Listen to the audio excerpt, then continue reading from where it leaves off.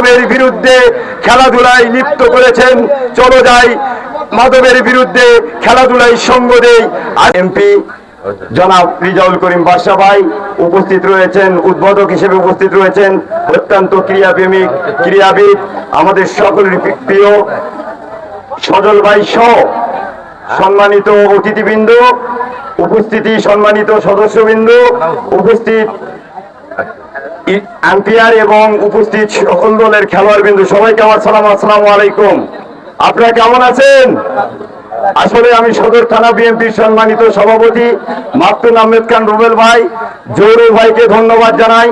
তিনি এত সুন্দর একটি উদ্যোগ নিয়েছেন, যার উদ্যোগের কারণে আজকে যুব সমাজকে উজ্জীবিত করেছেন, মাদকের বিরুদ্ধে খেলাধুলায় লিপ্ত করেছেন। চলো যাই মাদকের বিরুদ্ধে খেলাধুলায় সঙ্গ দেই। আজকে আমি দেখতে পেলাম যে বাংলাদেশ জাতীয়তাবাদী দল আসলে একটি সত্যবাদী স্পষ্টবাদী দল।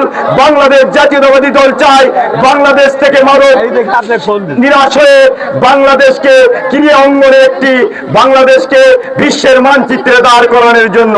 প্রিয় ভাইয়েরা, যেহেতু আমার সদর থানার সম্মানিত সভাপতি এখানে উপস্থিত রয়েছেন, আমি তাকে বলবো, ভাই আপনাকে আমি আমার অন্তরস্থল থেকে ধন্যবাদ জানাই যে এত সুন্দর একটি আয়োজন করেছেন।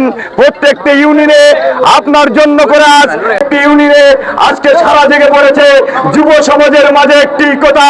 সদর থানা বিএনপি যে উদ্যোগ নিয়েছে তাকে সবাই ওয়েলকাম জানিয়েছে। আর এই ধন্যবাদ পর শুধুমাত্র একজন যোগ্য, তিনি হচ্ছেন সদর থানা বিএনপির সম্মানিত সভাপতি এস এম মাকতুম আহমেদ খান রুবেল, সাধারণ সম্পাদক সৈয়দ জহুরুল আলম।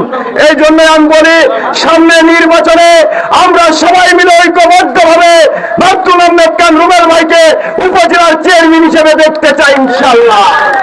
আজকে যে উদ্যোগ নিয়েছে, আগামী দিনে যদি মাকতুম আহমেদ খান রুবেল উপজেলার চেয়ারম্যান হয়, ইনশাআল্লাহ যুব সমাজের আইডল হিসেবে তিনি খেলার সঙ্গে লিপ্ত থাকবেন বলে পরিশেষে সকলের সুস্বাস্থ্য দীর্ঘায়ু কামনা করে আমি আমার কথা বলে এখানে শেষ করছি।